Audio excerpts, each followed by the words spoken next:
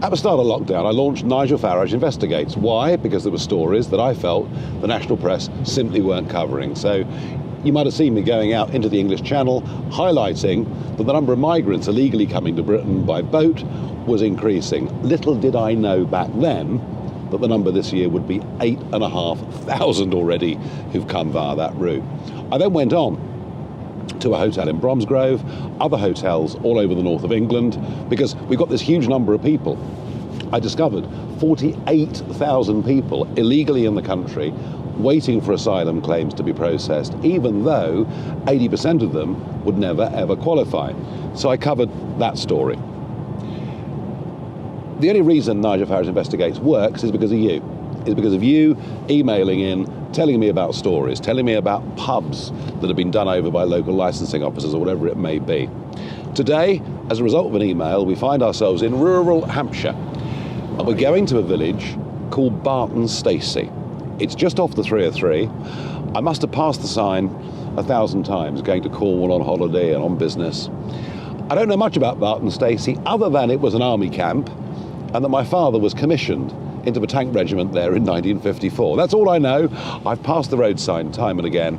In a minute, we'll take the left-hand turn and go and have a look. What I do know is the population of Barton Stacey is 1,000 people, and that what was the big army camp back in the 1950s is now MOD land that isn't being used for anything, and the Home Office have got their eyes on it, because remember, we went to Napier Barracks in Folkestone, there was another army camp in Pengelly, and they were all filled up with people who'd recently arrived from across the Channel. Indeed, there's a new story out today, Jamie Johnson, Daily Telegraph, under an FOI, that at least 2 people a week are absconding from Napier Barracks and just disappearing off into the community. So far, this story about Barton Stacey has not had much coverage. It seems to me, and we'll find out more when we get there, but it seems to me it's right next to this main road. The nearest town is Andover, a few miles away, and the concerns I've got from residents who've emailed me is there are going to be up to 500 people, mostly Africans, because that's who's coming in to the UK now across the Channel, and they'll be free to wander alongside this road to go into Andover. So we're going to get there, meet some of the people who've emailed in to me. This is Nigel Farage Investigates in rural Hampshire. So here we are, we're on the 303, here's the turn off to Barton Stacey. Beautiful there. Yeah, fish there. So it really is rural Hampshire. Jack Hargreaves, Hampshire. Fishing, shooting, rural life. It's about to change.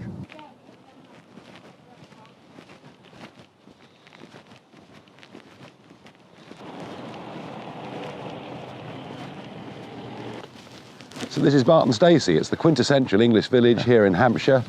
The church, 10th century church, so that's before the Normans came. The post office, the pub, not open, alas. You need your parish councillors and district councillors. They've all got to fight pretty hard. Yeah, I mean, I think we're quite united in not really wanting this, aren't we? So chatting to local residents inside the store here, you can imagine there's a huge level of concern. As someone said, all we've got here is a trout fishery. There are no toilets, there are no facilities, there's nothing. So they are genuinely concerned about what's going to happen. And they're hoping that their parish council, district council, county council and local MP will kick up enough of a stink. What's the perception amongst local people? I'm sure you, as chairman of the parish council, your finger's on the pulse. They're not happy. No. They're not happy. I mean, they're understanding, and they understand that these people are, have got to be looked after. But you don't look after young men or anyone by plonking them down in the middle of nowhere with nothing to do. I mean, as you say, 500 young men with nothing to do, and right next to a main road as well. Right next door to a really busy main road. And do you think the Home Office have come and looked at the site? And well, I would like to think that they have, but I can't believe, because any self-respecting man or woman would take one look at that and say, well, this just won't do. So they always say, the Home Office always say, that it's intended to be temporary. I know. But all the while the flow across the English Channel comes, it tends to become permanent. No, I mean, temporary, I say to people, I mean, various people have rung me up and said, what do you think? And I said, well, how do you define the word temporary? Quite. No, quite. No, Nigel, all I can say... Well, what a pleasure to meet you, and thank you, and I wish you well, I really do. I love honey. What it is, it's quite, I guess, it's Hampshire honey from Mrs. P's Bees. He wasn't buying the honey. No, I'm going to buy some honey. Absolutely, absolutely. Your honey. Better give him his change. Well, thank you very much. No, I'm going to insist that you put the rest in the church box. Oh, well, I will. I am. What a beautiful church, and 10th century, wonderful. You know, it's... This way, my darling. Because there aren't that many 10th century churches. Lots of 11th and 12th century churches, but not that many 10th. So his father started off his... My father was commissioned here in 1954. Yes, in the tank regiment. Yeah. There we are. I don't want you to disappoint. That is going to be for my breakfast tomorrow. There's no question about that. Well, not all of it. No. You might be quite ill. Well, delightful people. You know, the Brigadier is chairman of the local parish council. I'm looking forward to the honey. Yeah, it's a beautiful village, and they're obviously very, very worried. But actually, given just how inappropriate this site is, there may just be a chance of getting this one stopped. I'd quite forgotten. I have been here before. I fished here a couple of times. But this is it. This is the only recreational facility that's here in Little Barton Stacey. I'm not sure the 500 that are coming are really going to be into fly fishing. So I said earlier, the only way that Nigel Farage Investigates works is because people send me emails. Here's one of them. It's Rob Shepherd. Rob, you put me in touch with this. You're a local guy. Correct. What have we got here? Basically, this is the new site where 500 asylum seekers will be housed temporarily if it all gets voted through. Basically, they say temporarily, but like I say, the average claim I think takes about 6 months. And then there's an appeals process. Correct, and with hundreds coming in each month, there's going to be, like I say, there's going to be hundreds of these locations dotted around the country, I think, the next few years.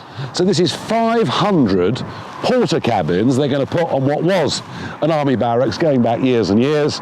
And you can probably see the dual carriageway is right next to it. The village is just down the road. If we have to house people, I can't think of anywhere more inappropriate. No, like I say, it's an idyllic Hampshire village, really. Everywhere you look, really, is you know, you've got a nice Norman church, literally a 5-minute walk away. It's people come here to sort of mainly to retire in peace and quiet, live their lives in you know, sort of tranquility, and you can have a mini Calais jungle dumped on their doorstep, aren't they, at the end of the day? So I went into the village and people were quite polite, but I'd imagine there's some genuine concern. But what are 500 young men put here? What are they? I mean, they're going to walk down the road to Andover, aren't they? Correct. Yeah, I mean, like I said, the population of that village is 1,000. I think, like I say, you've got 7 miles. You're in Andover. Winchester, you know, rich cultural city in England.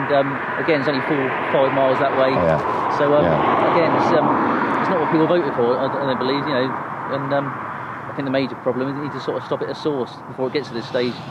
Well, I have been trying to wake people up to what's going on. Well, the last figure I had is that we're housing 56,000 people who've come in illegally, claim asylum.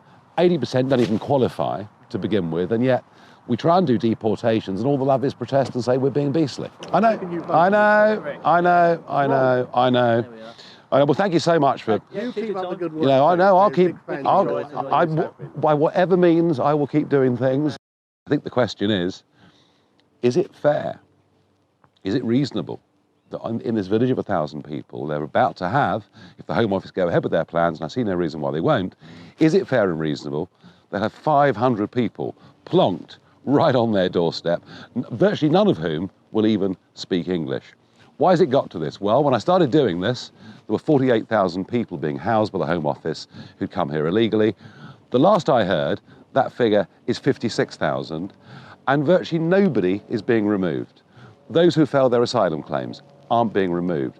We've even had cases of serious foreign criminals, and I'm talking about rapists and murderers, who, when they're about to be deported, some of the lovies turn up and say, no, they should stay. I can't quite work out what sort of madness has gripped us. But in a sense, starting off on the coast in Sussex, seeing areas where little boats were landing, and finishing up months later here with my last report of the year from Barton Stacey just shows you we have got a massive problem. It is costing us billions and billions of pounds. It is causing us social problems. And I want to say this. There is, I have no doubt, a real question here of national security. President Macron in France, in the wake of some horrible attacks over the course of the last couple of months, he is actually protecting France's borders, doing his utmost to stop illegals getting into France via the southern border, so much does he fear this is a means for terrorists to get into the country. We do not have a clue who we're letting in, and when we get people here, they're simply able, as we've seen at Napier Barracks, to abscond, just disappear into the community. And I know we've got the COVID crisis, I know we've got endless Brexit talks, but with this, we are storing up massive social problems for our future. I keep hearing something's going to be done. Chris Philp, the immigration minister, is promising new laws next year, but how's that going to work, given that we've already accepted we're going to stay part of the European human rights regime, and it's under the Human Rights Act, by which we put it into UK law, that people appeal again and again and finish up not being deported. I don't look forward to 2021, frankly, with any prospect of this situation improving. I really don't.